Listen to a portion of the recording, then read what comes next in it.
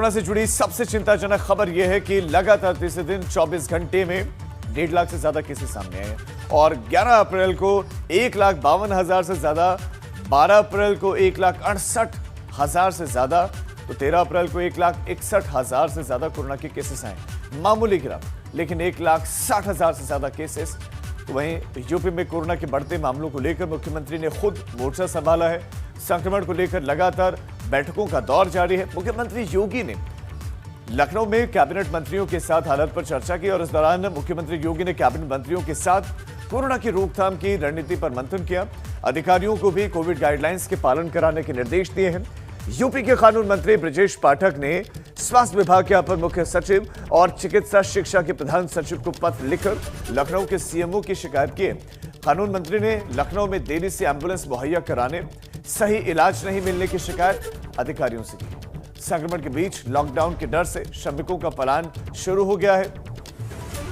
इस बाबत लखनऊ में 18 बसें तैनात की गई हैं, जबकि चालक और परिचालक की छुट्टियों को रद्द कर दिया गया है।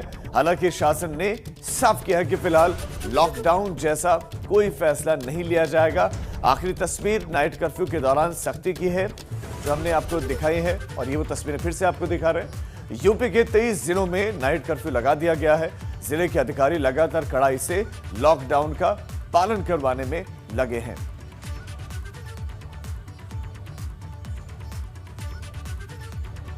देखिए, मुख्यमंत्री ने मोर्चा संभाला। टीम 11 की बैठक भी आज वर्चुअली हुई है। लगातार तीसरे दिन 1.5 लाख से ज्यादा केसेस आए हैं। कानून व्यवस्था पर कानून मंत्री जो स्वास्थ्य व्यवस्था है उस पर सवाल उठाते हैं। उन्होंने पत्र लिखा अधिकारियों को और इसमें सीएमओ की शिकायत की गई है। कर्फ्यू के दौरान सख्ती देखने को मिल रही है, लेकिन सवाल यह है कि दोपहर के वक्त जो सख्ती दिखनी चाहिए थी या जो जागरूकता दिखनी चाहिए थी लोगों की, उस जागरूकता का अभाव है। वो अभाव कब तक रहेगा? कब लोग जागरूक होंगे? और प्रशासन का जो सख्त रवैया है वो कब दिखना शुरू होगा? देश का जो आंकड़ा है वो बहुत ज्यादा है। ऐसे में सवाल लगातार पूछे जा रहे हैं कि क्या कोरोना चुनावी राज्यों में नहीं हो रहा है? ये सवाल इसीलिए उठाया जा रहा है क्योंकि चुनावी रैलियां लगातार हो रहे हैं। राजनेता अलग अलग राज्यों में पहुंच रहे हैं। अलग अलग राज्यों में भाषण और बातें बदल जा रही हैं। जहां चुनाव हो रहे हैं वहां पर न कोरोना है, न कोरोना का खतरा है। वहां पर इतनी भीड़ जुट रही है जो आप और हम सब देखकर हैरान हो जाएंगे। और वहां पर संक्रमण का खतरा भी नहीं। अंदाजा लगाइए कि स्थितियां क्या है। दिल्ली से खबर, बीजेपी के राज्यसभा सांसद कोरोना संक्रमित हो गए। अनिल बलूनी कोरोना संक्रमित हो गए। ये इस वक्त की सबसे बड़ी खबर। अनिल बलूनी संक्रमित हो गए हैं। अनिल बलूनी बीजेपी के राज्यसभा सांसद, बीजेपी के राष्ट्रीय मीडिया प्रभारी, वो कोरोना संक्रमित हो गए हैं। अनिल बलूनी का डॉक्टरों ने इलाज शुरू कर दिया है। अनिल बलूनी कुछ वक्त पहले ही एक गंभीर बीमारी से ठीक हुए हैं और वो अपना कामकाज संभाल भी रहे। हालांकि बहुत एहतियात अनिल बलूनी लगातार बरत रहे थे, लेकिन इस बीच में अनिल बलूनी संक्रमित हो गए हैं। ये इस वक्त की बड़ी खबर। बीजेपी के राज्यसभा सांसद अनिल बलूनी कोरोना संक्रमित हो गए हैं। उत्तराखंड से ताल्लुक रखते हैं अनिल बलूनी और अनिल बलूनी कोरोना पॉजिटिव हो गए हैं। ये इस वक्त की बड़ी खबर। अनिल बलूनी का डॉक्टरों ने इलाज शुरू कर दिया है। अनिल बलूनी एक बड़ी गंभीर बीमारी से जूझ रहे थे, उसको मात देने के बाद वो ठीक हुए थे। अब लगातार काम कर रहे थे। कुछ वक्त पहले, कुंभ से पहले दरअसल हरिद्वार भी गए थे, हल्द्वानी भी गए थे। उत्तराखंड का उनका दरअसल दौरा भी था और उसके बाद अब वो दिल्ली में संक्रमित हो गए। इस वक्त की ये बड़ी खबर।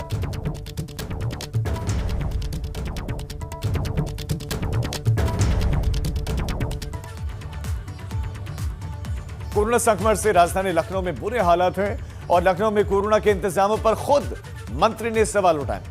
कानून मंत्री ब्रजेश पाठक ने स्वास्थ्य सेवाओं की पोल खोली है। पोल खोलने वाला कोई और नहीं, खुद कानून मंत्री ब्रजेश पाठक हैं और कानून मंत्री ने सीएमओ को समेत कई अधिकारियों से शिकायत की है और चिट्ठी में लिखा है कि ना एम्बुलेंस, ना ज्यादा टेस्टिंग, ना बेड है।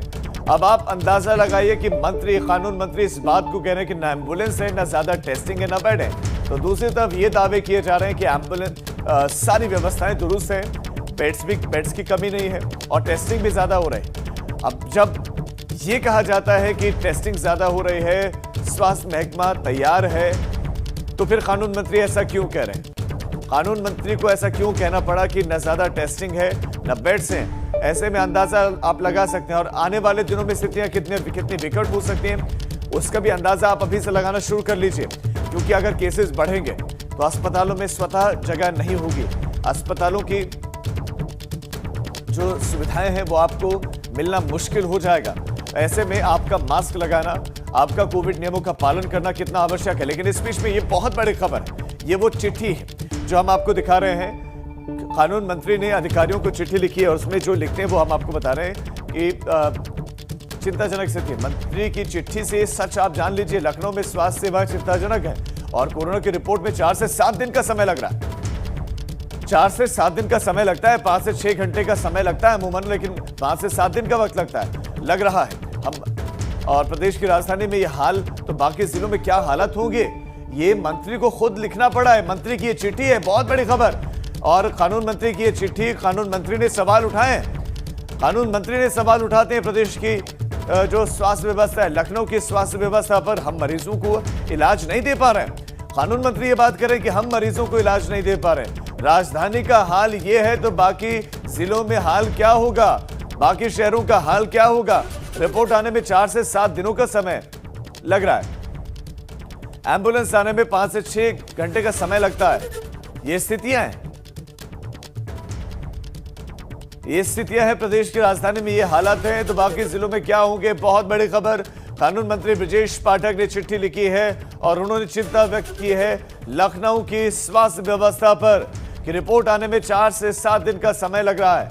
ये अपने आप में चिंता वाली बात। एम्बुलेंस आने में वक्त लग रहा है, 5 से 6 घंटे। एम्बुलेंस जो कि इमरजेंसी एक सेवा है जिसका इस्तेमाल लोग चाहते हैं कि तुरंत हो जाए। अगर किसी के साथ इमरजेंसी है तो तत्काल उसको ये सुविधा मिले, इसका वो इस्तेमाल कर सके। लेकिन यहाँ 5 से 6 घंटे लग रहे हैं। ये मंत्री जी की चिट्ठी, और मंत्री जी की चिट्ठी में क्या क्या लिखा हुआ है वो आप देखिए। स्वास्थ्य सेवाओं पर सवाल उठ रहे हैं, स्वास्थ्य सेवाओं पर सवाल उठ रहे हैं, और सवाल उठाने वाला कोई और नहीं बल्कि खुद कैबिनेट मिनिस्टर। बहुत महत्वपूर्ण जिम्मेदारी उनके पास, बहुत महत्वपूर्ण विभाग, कानून मंत्री हैं और उन्होंने चिट्ठी लिखी है। ये बहुत बड़ी खबर। न एम्बुलेंस, न ज्यादा टेस्टिंग, न बेड हैं। ऐसे में सवाल जो अधिकारी दावा कर रहे हैं, क्या वो दावे हवाई हैं? क्योंकि जब मंत्री कह रहे हैं कि ना एम्बुलेंस, न ज्यादा टेस्टिंग, न बेड, तो फिर ऐसे में अधिकारी जो बात कर रहे हैं तो उनको क्यों ना माना जाए कि अधिकारी जो बातें कह रहे हैं सिर्फ मीडिया के सामने या आला अधिकारियों को या आला कमान को खुश करने के लिए। रियलिटी कुछ और है। मंत्री जी को रियलिटी एक खत के जरिए बतानी पड़ी। विवेक त्रिपाठी इस खबर पर हमारे सहयोगी ज्यादा जानकारी के साथ जुड़ गए। विवेक, सबसे पहले चिट्ठी के बारे में जानकारी दीजिए। चिट्ठी कब लिखी गई है, चिट्ठी में क्या क्या महत्वपूर्ण बिंदु हैं, क्या क्या सवाल उठ रहे हैं, किस पर सवाल उठ रहे हैं, दर्शकों को बताएं। जी राजीव, देखिए, गोपनीय पत्र जो है अपर मुख्य सचिव चिकित्सा और स्वास्थ्य सेवाओं के अधिकारी को लिखा गया है और इसमें लिखा गया है कि किस तरह से कोरोना संक्रमण राजधानी में बढ़ रहा है। और जो मंत्री हैं ब्रजेश पाठक, उनका कहना यह है कि उनके पास रोज सैकड़ों फोन आ रहे हैं। लोग ये कह रहे हैं कि उनको उचित उपचार नहीं मिल रहा है, अस्पतालों में उनको भर्ती नहीं किया जा रहा है। एम्बुलेंस, ठीक है विवेक, आपको रोकना चाहूंगा। इस बीच हमारे साथ अनुराग भदौरिया जुड़ गए हैं, समाजवादी पार्टी प्रवक्ता। अनुराग जी, ब्रजेश जो कि कानून मंत्री है, उन्होंने सवाल उठा दिए हैं। वो कह रहे हैं कि न एम्बुलेंस है, न ज्यादा टेस्टिंग है, न बेड है। कानून मंत्री जब ये बात करें तो आप कैसे इस बयान को देख रहे हैं, इस चिट्ठी को देख रहे हैं? अभी तो कानून मंत्री कह रहे हैं, आने वाले दिनों में हेल्थ मंत्री भी बोलेंगे चिंता मत करो। आने वाले दिनों में इनके डिप्टी जो सीएम है वो भी बोलेंगे। उत्तर प्रदेश के सारे मंत्री बोलेंगे, क्योंकि उत्तर प्रदेश की हालत बद से बदतर हो गई है। क्योंकि सबको, आदमी को इस बात का डर सताने लगा है कि आखिर उत्तर प्रदेश में हो क्या रहा है, उत्तर प्रदेश के मुख्यमंत्री जी कर क्या रहे हैं। वो पश्चिम बंगाल के चुनाव में बिजी है, जब देखो तब वो जाति धर्म की राजनीति करते रहते हैं। उनको यही नहीं समझ में आता है कि उत्तर प्रदेश की जनता मर रही है। मरने से लोगों के कोरोना घरों में घुस गया है, लोग मौत से जूझ रहे हैं और उत्तर प्रदेश की सरकार अभी भी वही बातें कर रही है। मैं तो कहता हूं कि जो कैंसर हॉस्पिटल समाजवादी ने बनवाया, तो क्यों नहीं आप उसको ले लेते, क्यों नहीं उसमें बेड की व्यवस्था करवाते? उसमें क्या शर्म की बात है भाई? जिंदगी मौत से ज्यादा बड़ा पार्टियां होगी क्या? लेकिन अरे हम अनुराग जी, बीजेपी वो बात जो में बातें कर कह रहे हैं वो इस आधार पर कह रहे हैं कि उनको लगातार फोन कॉल आ रहे हैं और लगातार लोग कह रहे हैं कि हमें बेड नहीं मिल रहा है, टेस्टिंग जो हो रही है तो लेट रिपोर्ट आ रही है, हमें एम्बुलेंस नहीं मिल रही है। लेकिन स्वास्थ्य मंत्री तो कुछ और बातें कह रहे हैं। वो कह रहे हैं कि दूसरे प्रदेशों की तुलना में उत्तर प्रदेश बहुत बेहतर कर रहा है, हमारे पास ज्यादा बेड्स हैं, हमारे पास ज्यादा अच्छे अस्पताल हैं। अच्छे सरकार की मंत्री एक दूसरे पे अगर आरोप लगाए, एक दूसरे की बात को काटे, तो इससे ज्यादा शर्म की बात हो सकती है क्या? आप चिंता मत करो, स्वास्थ्य मंत्री एक दिन खुद ही अपना झोला डाल देंगे, कहेंगे मुझसे नहीं हो रहा। अभी तक छुपाने की कोशिश कर रहे हैं, उनकी भी तो आत्मा किसी दिन बोलेगी ना। जैसे आत्मा ब्रजेश पाठक की जगी है, जो इतने दिन तक सरकार के गुण गा रहे थे, लगातार झूठे गुण गा रहे थे, कहीं तो उनकी आत्मा ने झकझोरा होगा जो मौतें सामने देखी हैं। तो ये स्वास्थ्य मंत्री भी जब मौतें सामने देखेंगे तो उनको भी झकझोरेगी आत्मा कि उत्तर प्रदेश के अंदर में लोगों की मौतें हो रही है और हम राजनीति करने में बिजी हैं। अरे भाई, आपकी जिम्मेदारी बनती है कि उत्तर प्रदेश में बेड की मुहैया कराइए, हॉस्पिटल की व्यवस्था करवाइए, जो आपने 1 साल से किया नहीं। 1.5 साल पहले ये बात हुई थी कोरोना की, और आप कह रहे थे हमने तैयारी कर ली, हम 2 साल तैयारी कर ली। अपने 1 साल से क्या कर रहे थे आप? क्या कर रहे थे आप? सारी मार्केटिंग इवेंट कर रहे थे, शर्म नहीं आती क्या? मार्केटिंग इवेंट करोगे लोगों की मौत के ऊपर में, लोग मौत से आपको पहले तैयारी नहीं करनी चाहिए थी। ये ऐसे लोगों को रहने लायक नहीं है जी अनुराग जी, बहुत शुक्रिया आपका एबीपी गंगा के साथ जुड़ने के लिए। तो अनुराग बता रहे समाजवादी प्रवक्ता, उन्होंने सवाल उठाए हैं ब्रजेश पाठक की इस चिट्ठी पर। हमारे सहयोगी विवेक हमारे साथ लगातार बने हुए हैं। विवेक, सवाल तो उठेंगे और विपक्ष को अब एक मौका मिल गया, क्योंकि कानून मंत्री ब्रजेश पाठक जब खुद इस बात को कहें कि न एम्बुलेंस, न टेस्टिंग, न बेड, सवाल उठेंगे। फिर वो दावे किन आधारों पर किए जा रहे थे कि ज्यादा बेड्स हैं हमारे पास, ज्यादा अच्छी व्यवस्था हमारे पास, टेस्टिंग ज्यादा हो रही है यूपी में, और उसके परिणाम भी सामने। लेकिन जो भीड़ नियंत्रण है वो उस पर कंट्रोल नहीं हो पा रहा है। जैसे बाजारों में लोग उमड़ पड़े हैं, अभी पाक महीना रमजान आने वाला है और नवरात्र चल रहे हैं, तो जो खरीदारी के लिए लोग सड़क पर उतर रहे हैं, मार्केट में उतर रहे हैं, उनको नियंत्रित करने के कोई इंतजाम नहीं है। ये बात अलग है कि टेस्टिंग हो रही है और स्वास्थ्य विभाग की जो सेवाएं हैं वो बढ़ाई जा रही हैं। मसला ये नहीं कि केसेस ज्यादा है, मसला ये है कि लोगों को फैसिलिटीज नहीं मिल रहे हैं, लोगों को अस्पताल में बेड्स नहीं मिल रहे हैं, लोगों को एम्बुलेंस वक्त पर नहीं मिल रहे, और टेस्ट की जो रिपोर्ट्स हैं वो बहुत लेट आ रहे हैं। ये कानून मंत्री कह रहे हैं।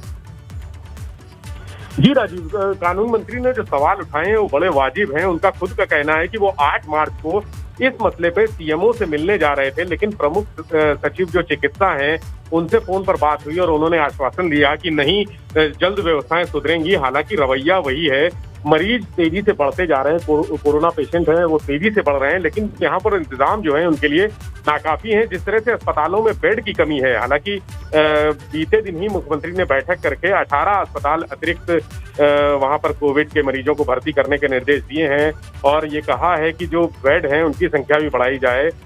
करीब 1800 के ऊपर बेडों की संख्या बढ़ाई गई है। जो रैपिड टेस्ट हैं वो भी उनकी संख्या भी बढ़ाने को कहा है और ये कहा है कि 1 लाख से 1.5 लाख के बीच में टेस्ट कराए जाएं। विवेक, सवाल बहुत सारे हैं और सवालों के जवाब भी अब अधिकारियों को ही देने हैं। स्वास्थ्य मंत्री को देना चाहिए जवाब, क्योंकि ये जो चिट्ठी है खुद कानून मंत्री ने लिखी है, तो उनको बताना चाहिए कि क्या वाकई प्रदेश में ये हालत है कि लोगों को एम्बुलेंस नहीं मिल रही है, बेड्स नहीं मिल रही है, और जो सैंपल दे रहे हैं जांच के लिए उनकी रिपोर्ट्स बहुत लेट आ रही है। इस बीच में एक और खबर लखनऊ से आपको दे दें। बढ़ते कोरोना के संक्रमण को लेकर डीएम का आदेश है और आदेश यह कि बिना अनुमति छुट्टी लेने पर डीएम ने रोक लगा दी है। आप बिना इजाजत छुट्टी नहीं ले सकेंगे। जिले के सभी पदाधिकारियों और कर्मचारियों के लिए यह आदेश है, जो छुट्टी लेने का मन जिन्होंने बनाया है। जिलाधिकारी का आदेश कि पदाधिकारी और कर्मचारी बिना इजाजत छुट्टी नहीं लेगा, कोई भी अधिकारी छुट्टी नहीं लेगा। बढ़ते कोरोना संक्रमण को लेकर बढ़ते केसेस के बीच में ये बड़ा आदेश जिलाधिकारी का कि बिना अनुमति के छुट्टी नहीं ली जाएगी। डीएम ने बिना अनुमति छुट्टी लेने पर रोक लगा दी है। जिले के सभी पदाधिकारियों को और कर्मचारियों को यह आदेश जारी कर दिया गया है कि बिना इजाजत, बिना अनुमति छुट्टी नहीं ली जाएगी।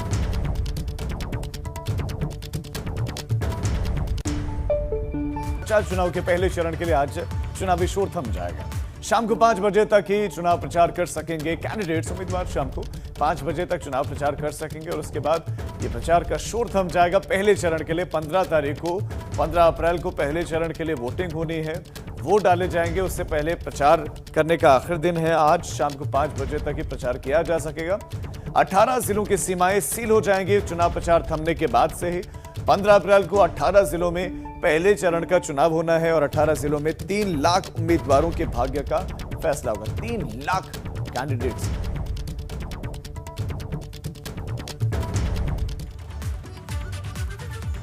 पंचायत चुनाव के तीसरे चरण के लिए आज से नामांकन दाखिल करने की जो प्रक्रिया है वो चल रही है और आज और 15 अप्रैल को नामांकन दाखिल करने की प्रक्रिया होगी। तो 2 दिन नामांकन दाखिल किए जा सकेंगे। सुबह से ही प्रक्रिया शुरू हुई है। आज और 15 अप्रैल के दिन नामांकन की प्रक्रिया होगी। ग्राम पंचायत के प्रधान सदस्यों के लिए नामांकन, क्षेत्र पंचायत, जिला पंचायत के सदस्यों के लिए नामांकन दाखिल किए जाएंगे। 26 अप्रैल के दिन 20 जिलों में चुनाव होना है।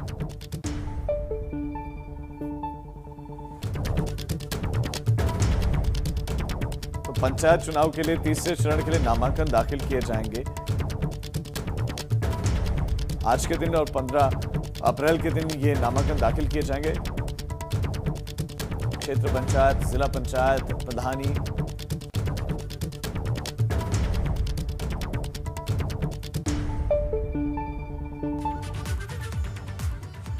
और अब एक ऐसी खबर आपको दिखाते हैं जिसे देखकर आप भी सोचेंगे कि 21वीं सदी में भी कोई गांव कैसे विकास से अछूता है, वो भी देश की राजधानी दिल्ली से सटे एनसीआर में। आखिर कहां है वो गांव और तरक्की के लिए गांव वालों ने किया क्या है, इस रिपोर्ट में आप देखिए।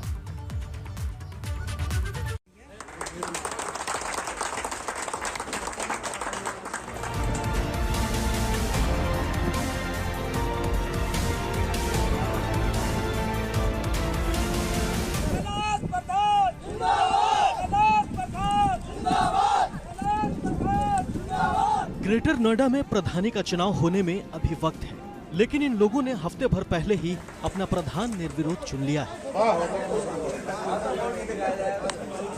और यहाँ जिंदाबाद के नारे लग रहे हैं।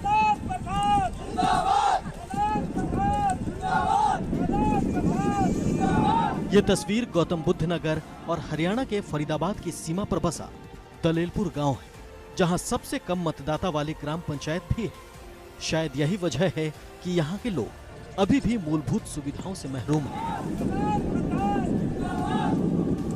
असल में यहाँ के गांव वासियों को हर रोज नाव से पार कर शहर की ओर आना पड़ता है, क्योंकि अगर ये सड़क के रास्ते आएंगे तो इन्हें 40 से 45 किलोमीटर का लंबा सफर तय करना होगा, जबकि नाव से सिर्फ 10 मिनट का वक्त लगता है। इसी नाव से लोग जो है रोजाना सफर करते हैं। आप देख सकते हैं इस छोर पर उत्तर प्रदेश है और इसके इधर इस छोर पर जो है हरियाणा है और इनका जो गांव पड़ता है उत्तर प्रदेश के में ही पड़ता है, लेकिन इस छोर के बराबर में ही जो है इन लोगों को इस नाव के जरिए जाते हैं। और अगर ये बात करें तो सड़क की, अगर सड़क द्वारा अगर इन्हें इस गांव से उस गांव जाना पड़े तो तकरीबन 45 से 50 किलोमीटर की यात्रा करनी पड़ती है, लेकिन जो लोग हैं वो नाव के द्वारा ही यहाँ से सफ़र करते हैं। इन लोगों ने जिला प्रशासन से यमुना नदी पर पुल बनाने की लाख मिन्नतें कर ली, लेकिन सिवाय आश्वासन के उन्हें कुछ भी हासिल नहीं हुआ। साथ ही जिला प्रशासन ने भी यहाँ चुनाव कराने में असमर्थता दिखाई, जिसके बाद ग्रामीणों ने एक बैठक की और मीटिंग के बाद प्रधान पद के सभी दावेदारों ने अपना नाम वापस ले लिया और कैलाश सिंह चपराना को निर्विरोध निर्वाचित कर दिया। सड़क जो है वो छोटी सी हरियाणा की सड़क है, पहली बनी हुई, बाकी और कोई भी सुविधा नहीं है। जमुना नदी में भी उतरने के लिए जब परेशान ज़्यादा हो जाते हैं, चढ़ जाती है, तो अपनी तरफ से ही लाके छोटी मोटी नाव डाल लेते हैं और आना जाना कर ले हैं। हमने प्रशासन की सुनते हुए मैंने कि ये चीज़ हमारे पास न सुविधा है, ना पुलिंग बूथ है, ना कुछ है, इस सोचते हुए हमने कि चलो हम अपने प्रधान एक हमें मौका मिला तो हम एक निर्विरोधी बना लेते। प्रशासन ने हमारी नहीं सुनी, लेकिन हमने प्रशासन की सुन ली कि हम प्रशासन को डिस्टर्ब नहीं करेंगे। जब तक आज तक प्रशासन हमारी कोई मदद नहीं कर पाया था, हम प्रशासन की मदद करते थे। आपको बता दें कि इस बार दलेलपुर गांव पहली बार स्वतंत्र ग्राम पंचायत बना है। पहले ये गुलावली ग्राम पंचायत का हिस्सा था। साल 1983 में इस गांव को हरियाणा से काटकर यूपी का हिस्सा बना दिया गया था, लेकिन आज भी ये गांव हरियाणा के भरोसे है। ग्रेटर नोएडा से एबीपी गंगा के लिए रविंद्र जयंत की रिपोर्ट।